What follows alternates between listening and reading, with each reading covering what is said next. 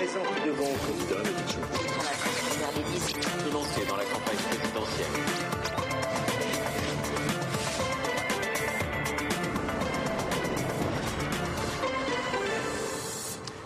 Soyez les bienvenus, prenez place pour ce nouveau numéro de France 2012. Vous en connaissez la règle du jeu.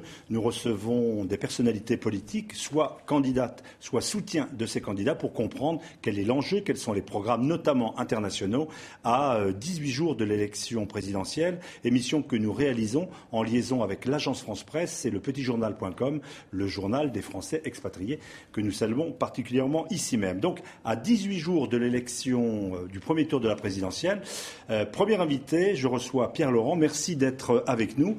Vous êtes secrétaire national du Parti communiste français.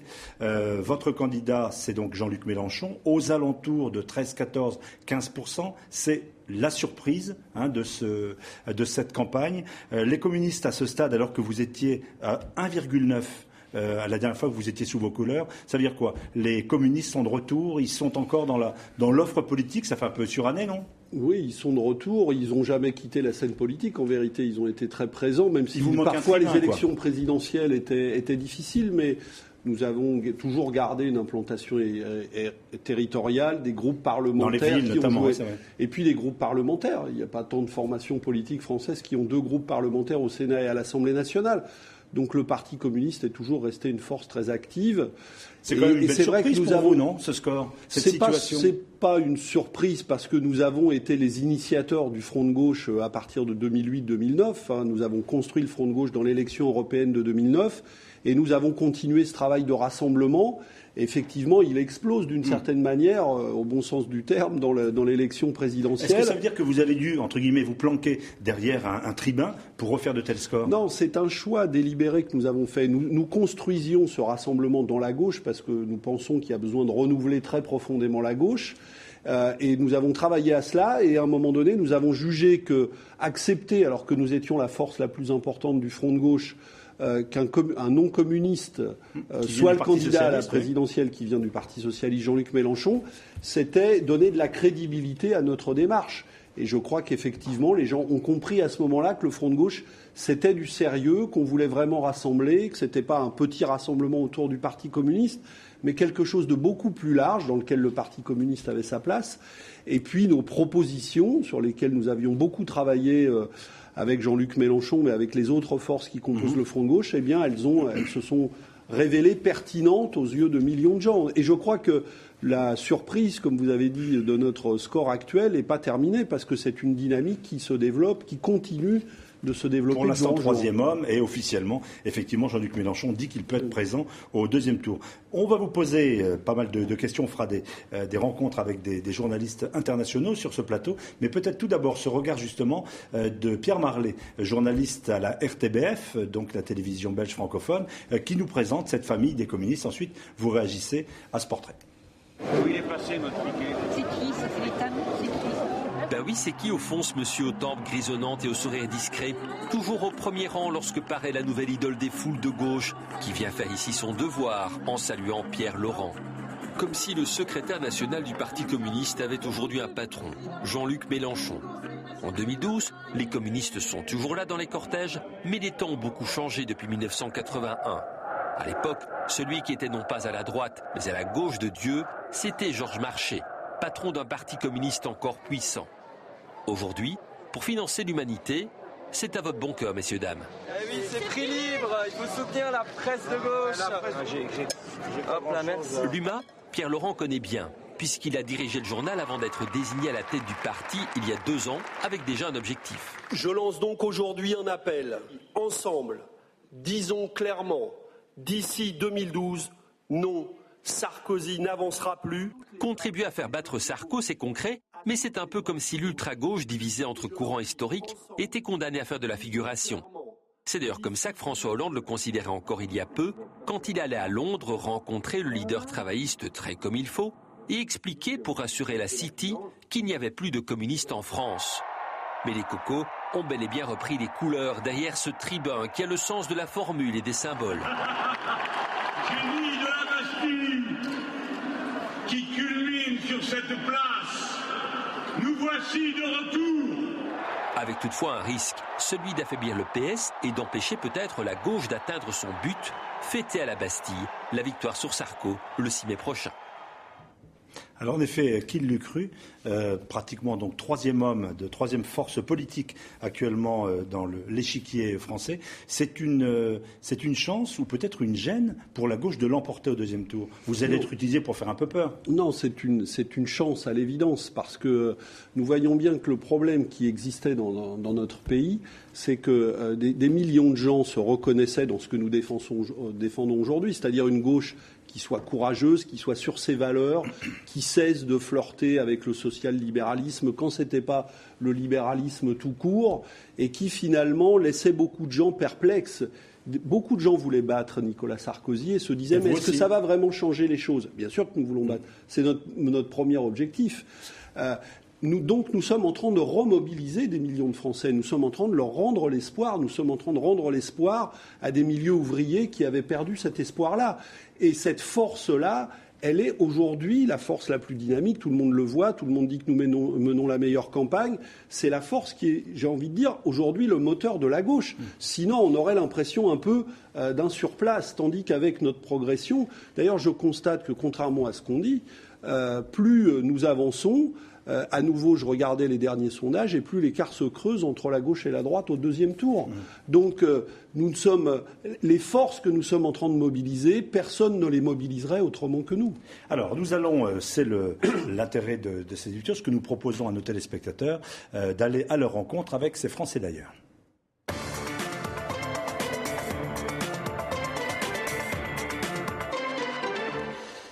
Français d'ailleurs, Hervé Hérault, vous êtes donc avec nous sur ce plateau. Nous allons voir un peu quelle peut être la photographie de cette élection, car nous avons fait un sondage exclusif sur lequel vous portez un premier regard. Oui, absolument, Philippe. Il était important, je pense, de voir un petit peu comment allaient voter ces Français de l'étranger. À votre avis, comment ces Français établis hors de France ? Franchement, là, je suis pas capable de faire. Alors, je connais pas assez. Hervé va vous répondre. Bon, on va essayer de donner quelques éléments de réponse, puisque je crois que c'est la première fois qu'un sondage de cette envergure se fait avec notre partenaire TV5 Monde. Je disais que c'est important puisque il y a plus de 1 million d'inscrits de Français à l'étranger, donc c'est un poids politique exactement. Donc c'est un poids politique très important. Alors ce qui ressort, on va sans doute voir le panneau, c'est que Nicolas Sarkozy arriverait légèrement en tête avec 51% contre 49% pour François Hollande au PS. On peut préciser que comme la marge d'erreur est de 2 points, c'est pratiquement du 50-50. En fait, ce qu'on constate, effectivement, c'est que c'est très indécis, c'est très incertain. On est loin de gros écarts. Il faut rappeler qu'en 2007, Nicolas Sarkozy l'avait emporté avec 55%. Naturellement, il s'agissait là du deuxième tour. Absolument. Donc, lorsqu'il n'y aurait plus que 2 candidats, si telle est l'affiche, mais vous allez peut-être nous dire que Jean-Luc Mélenchon pourrait changer la donne de cette affiche. Alors, le premier tour maintenant. Absolument. On va regarder le panneau du premier tour, puisqu'il nous indique que Nicolas Sarkozy arriverait assez largement en tête avec 37% des voix, devant François Hollande avec 27%, François Bayrou 13%, Jean-Luc Mélenchon 8%, Marine Le Pen seulement 7%. Donc ce qu'on constate, c'est que le report de voix, en revanche, se ferait pas très très bien pour Nicolas Sarkozy et davantage pour le candidat Hollande, notamment les voix évidemment de M. Mélenchon, mais également celles de M. Bayrou et également les abstentionnistes du premier tour avaient l'air davantage se mobiliser sur le candidat socialiste. Merci, on va donc prolonger ça avec un mot de commentaire. Non, mais c'est plutôt des tendances qui confirment par rapport à ce qu'on en pensait ou ce qu'on en savait, c'est plutôt des tendances qui confirment la poussée de la gauche, y compris le score qui est donné du front de gauche et pas si mauvais que ça, parce qu'il faut rappeler quand même que c'est pas facile de mener campagne auprès de ces 1 million de Français de l'étranger. Il faut avoir des moyens pour ça. C'est coûteux et c'est pas facile pour des formations comme les nôtres qui manquent de moyens de pouvoir réellement nous adresser dans de bonnes conditions vous allez voir que grâce à tous ces Français. Vous allez pouvoir le faire avec le reportage de l'AFP et les quelques témoignages avant qu'on ne vous retrouve, Hervé. On les écoute.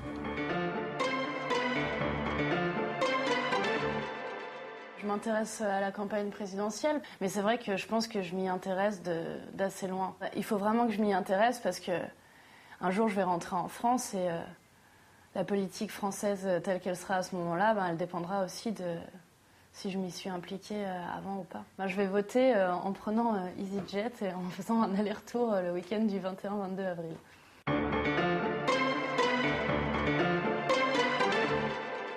reste en lien avec les journaux français par Internet. Tous les jours, je me renseigne sur ce qui se passe. Il y a une incertitude sur l'issue du vote. Il y a beaucoup de gens qui parlent de François Hollande. On voit Jean-Luc Mélenchon qui remonte.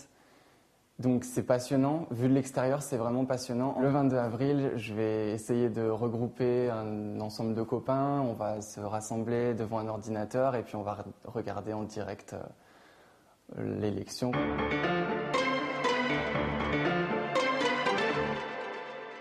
On a vu les révolutions arabes, les gens se battent pour pouvoir exprimer leur opinion. Et donc, d'après moi, c'est presque un devoir de participer à cette élection. Et quand j'étais en France, j'y participais aussi. Donc, pour moi, que je sois expatrié, ça ne change rien à cette constante. Ce sont donc des témoignages recueillis en Allemagne, avant qu'on ne vous retrouve, pour voir quelle est cette communauté. Il y a un message particulier du front de gauche, assez français, établi dans le monde. Je crois qu'ils le disent assez bien. Ce qui les motive d'abord, c'est la situation française. Ils se sentent même expatriés, d'abord concernés par les enjeux de la politique nationale. Donc c'est le même message à leur égard qu'à l'égard de tous les autres. Peut-être un supplémentaire, je pense qu'ils sont sensibles au regard que portent les gens avec lesquels ils vivent sur la France. Et ces dernières années, je crois que l'image de la France à l'étranger ne s'est pas grandie avec la politique de Nicolas Sarkozy. On parlait par exemple dans le reportage de ce qui s'est passé dans le monde arabe. Au début des révolutions arabes, on ne peut pas dire que l'attitude de la France était très grande, notamment en tout sur cas la Tunisie, vous voulez dire. Notamment sur la Tunisie, très fidèle à ses valeurs et à ses traditions. Donc il y a besoin, je crois, de restaurer une action de la France dans le monde qui soit plus respectueuse des peuples, qui accompagne des poussées qu'on voit un peu partout. Il y a des envies de démocratie qui sont très fortes. Il y a des grands enjeux en Europe même, y compris sur les questions de la démocratie. On a quand même 2 pays en Europe, la Grèce et l'Italie, qui sont aujourd'hui dirigés par des gouvernements qui n'ont pas été élus, mais qui ont été directement nommés sur instruction des autorités européennes. Ça pose quand même un grave problème démocratique. J'étais en Grèce hier soir à Athènes, un meeting de solidarité. On ne connaît toujours pas la date des élections en Grèce.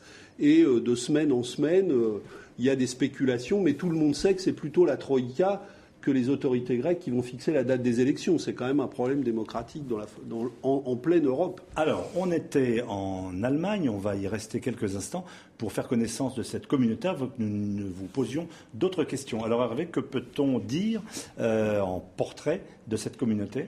Oui, sans surprise, l'Allemagne est un grand pays pour la présence française. Il y a plus de 165 000 Français en Allemagne, c'est un nombre colossal.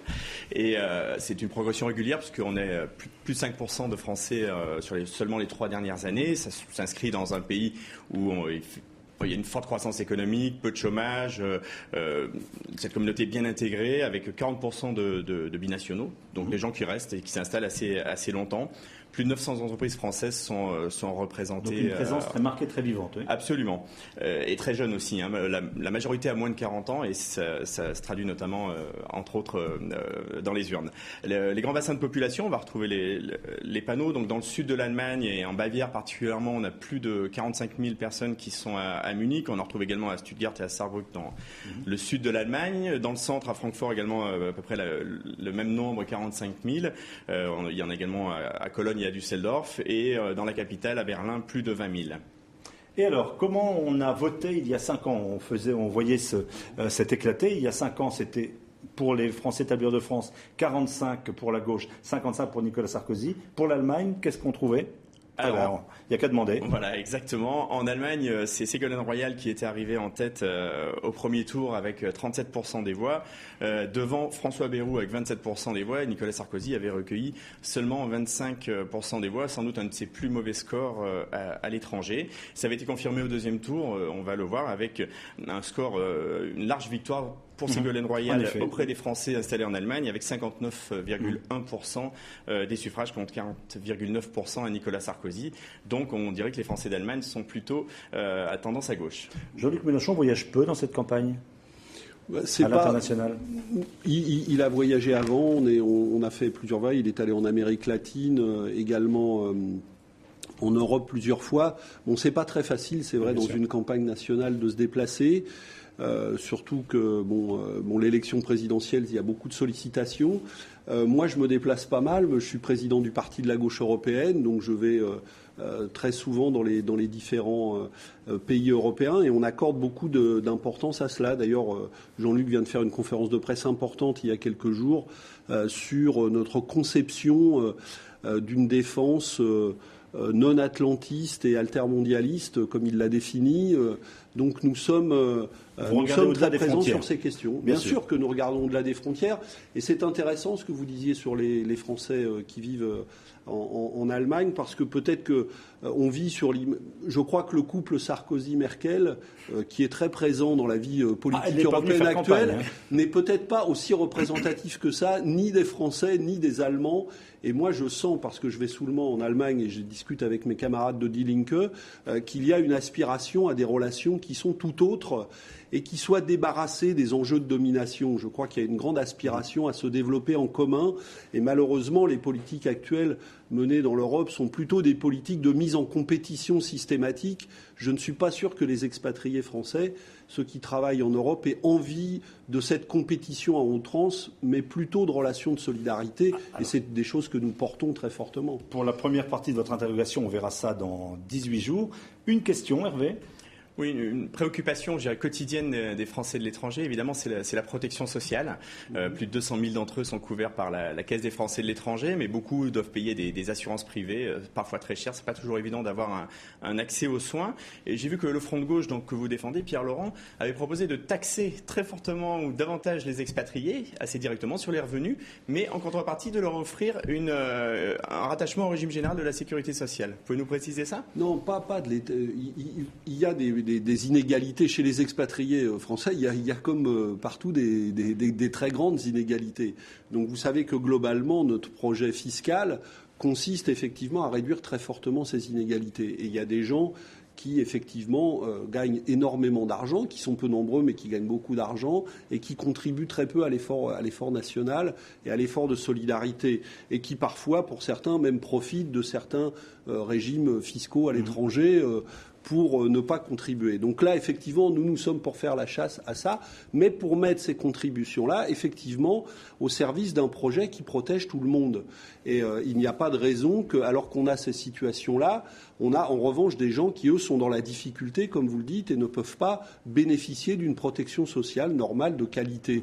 Donc nous sommes pour faire davantage contribuer ceux qu'ils peuvent, mais de manière à effectivement couvrir mieux l'ensemble des salariés. Et les salariés qui sont à l'étranger doivent pouvoir bénéficier d'une protection sociale de qualité, ce qui n'est effectivement pas toujours le cas. Merci Hervé, on vous retrouvera pour une autre approche. Un mot de précision, nous parlons bien des expatriés et pas des exilés fiscaux, c'est-à-dire ceux qui ont mis une frontière entre eux et le fisc français. Là, vous n'avez pas la même indulgence.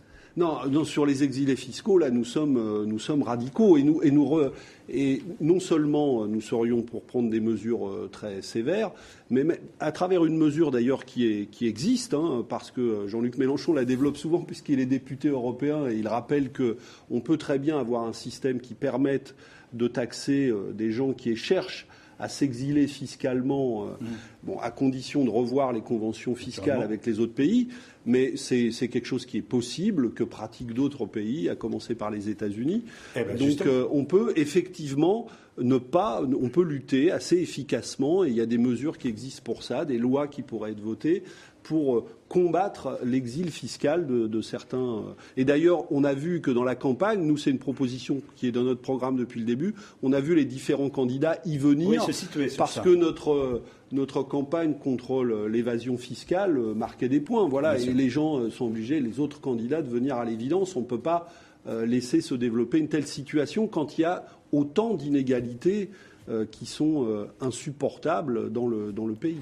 Alors, avec notre partenaire Mondissimo, voici une question sur les privilèges qui nous vient des États-Unis.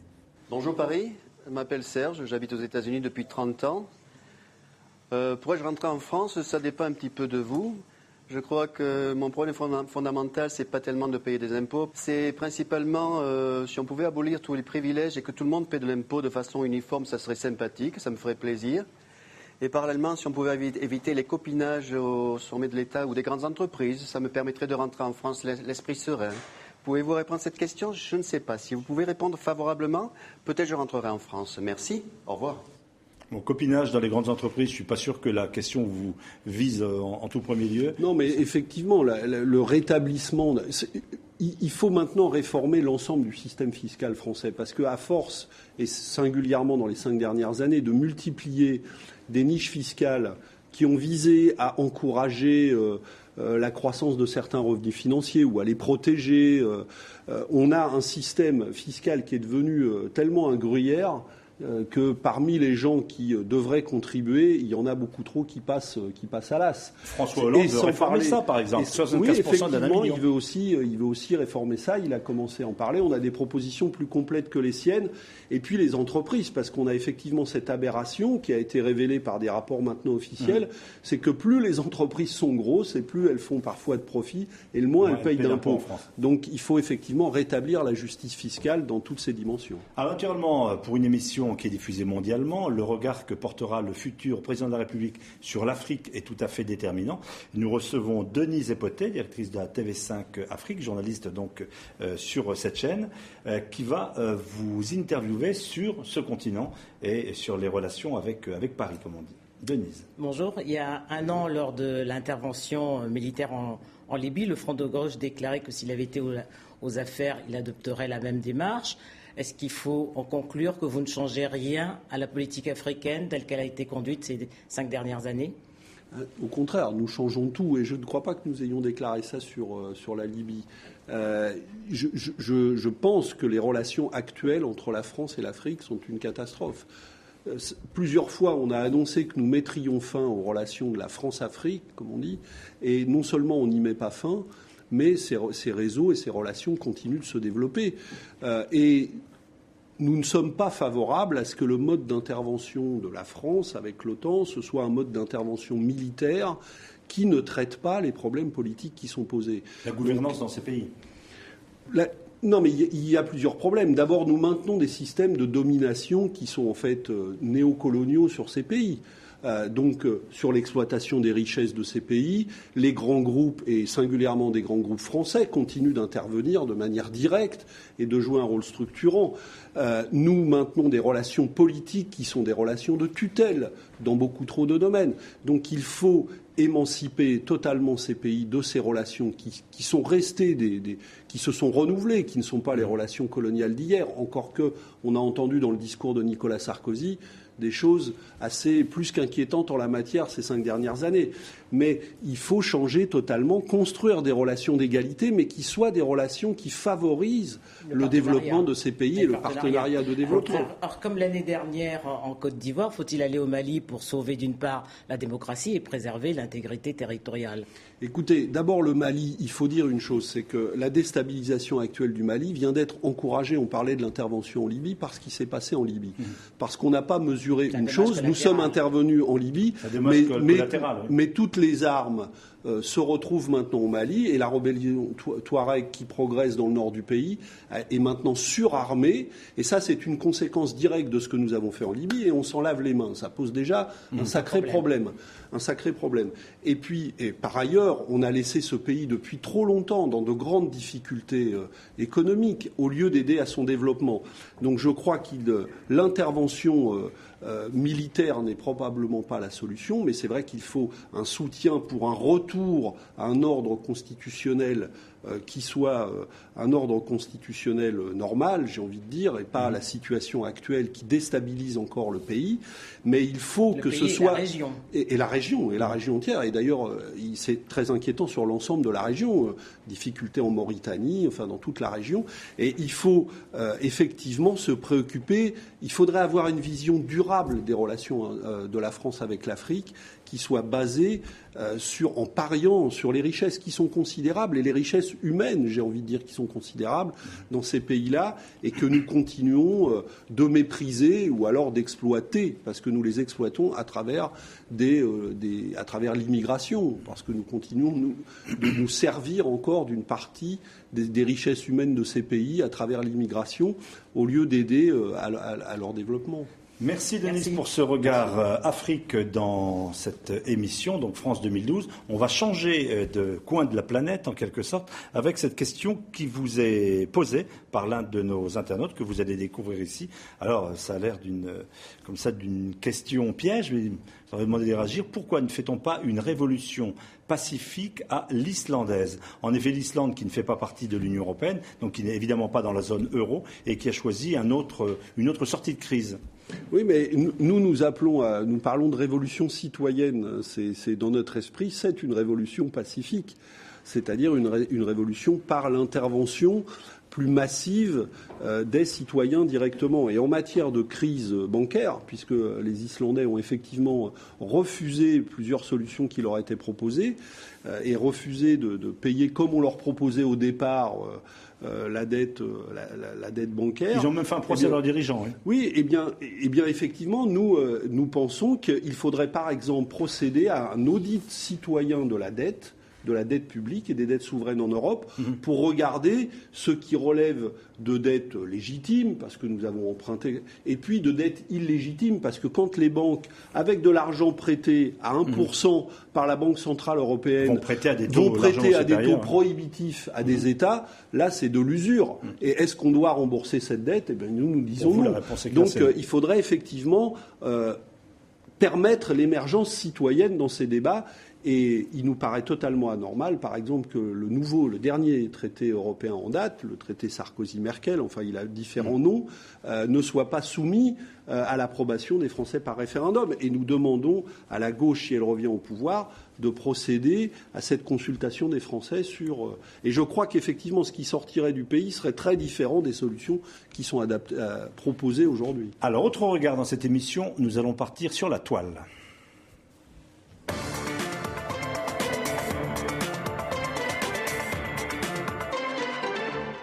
Reza Punevaci sur ce plateau, alors vous furetez, vous regardez. Qu'avez-vous trouvé dans les différentes unes qui pourraient nous intéresser aujourd'hui? Alors tout d'abord, je voulais revenir sur la couverture de l'hebdomadaire britannique The Economist, qui a fait beaucoup de bruit cette semaine sur Internet. Vous le voyez, il s'agit du fameux, on va le voir tout de suite, du fameux tableau d'Édouard Manet, le déjeuner sur l'herbe qui est détourné. Ce sont François Hollande et Nicolas Sarkozy qui sont allongés dans l'herbe à côté de la femme nue, avec en titre « Le déni français, l'élection occidentale la plus frivole ». En gros, le reproche du magazine est le suivant. Ce qui est le plus frappant, je les cite, à propos de cette élection, c'est à quel point peu de candidats parlent de l'état déplorable de l'économie. En gros, les présidentiables n'auraient pas de sous en poche, mais des promesses de dépenses à foison. Alors, est-ce que vous leur répondez, comme l'a fait Jean-Luc Mélenchon, « We are dangerous », vous êtes dangereux?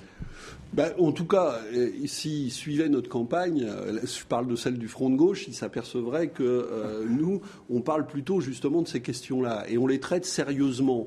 Et le problème, c'est pas de faire des promesses ou de faire des promesses sans compter. Nous faisons des propositions sérieuses. Mais effectivement, pour traiter la crise économique que nous traversons, qui n'est pas que française, qui est européenne, nous pensons qu'il faut s'attaquer à la racine des problèmes.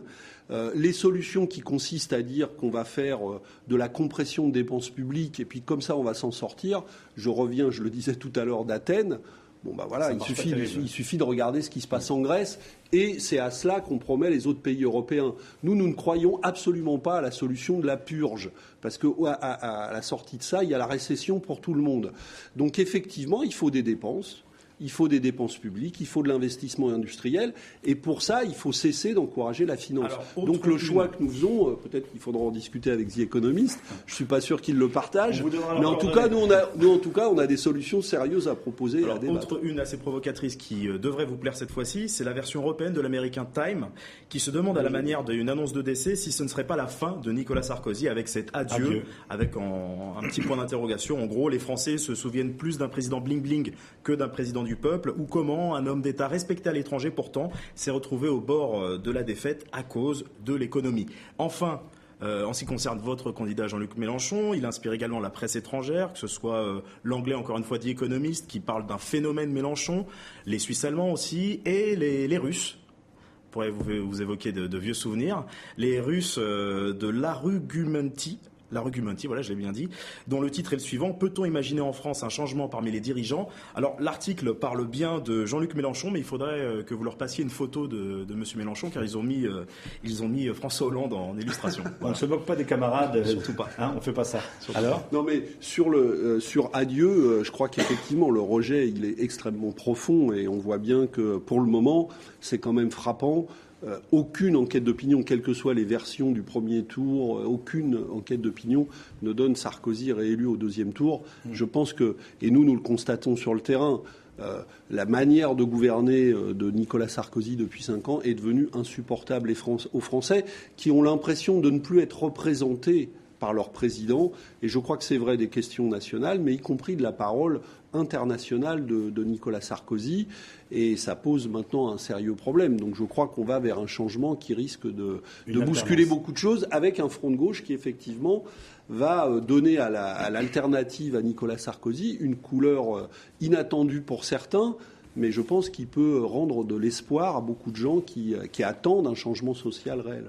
Merci Pierre-Laurent. Une question qui ne me rajeunit pas, que je n'ai pas dû poser pour les jeunes de ma génération depuis une trentaine d'années. Est-ce qu'il pourrait, dans ce cas-là, y avoir des ministres communistes dans le gouvernement en cas d'alternance, si François Hollande l'emporte? Écoutez, on n'en est pas là parce que, nous, il est clair et net que nous allons tout faire pour battre Nicolas Sarkozy. Ça nous paraît être la base de... même tout. entre vous, comme ça, vous n'en parlez pas encore, vous ne dites pas, tiens, s'il gagne... Non, mais bien sûr qu'après, tout est discuté, mais vous savez qu'il y a à l'intérieur de la gauche un débat sur les orientations que devrait adopter la gauche. C'est pour ça que nous portons avec Jean-Luc Mélenchon une vision un peu différente de celle de François Hollande, qui est mise en débat dans les Français. Je ne sais pas où les compteurs vont s'arrêter au soir du premier tour de l'élection présidentielle entre le candidat du Front de gauche et le candidat socialiste. Nous verrons.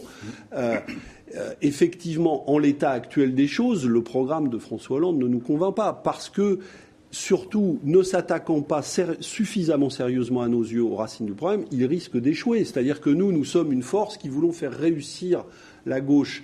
Donc nous allons continuer probablement ce débat après l'élection présidentielle, puisque je rappelle à tout le monde, même si on en parle peu, qu'il y a des élections législatives. Ensuite, il y a des élections législatives au mois de juin, et que c'est elles qui dessineront la figure de la majorité parlementaire. À l'issue de cette double séquence électorale, on examinera cette question. On ne manquera pas de vous réinviter. Merci d'avoir été avec nous. Dans quelques instants, nous allons recevoir une autre personnalité politique. Avant cela, Sylvie Bréban s'est intéressée aux instantanés, aux photos et aux phrases de la semaine.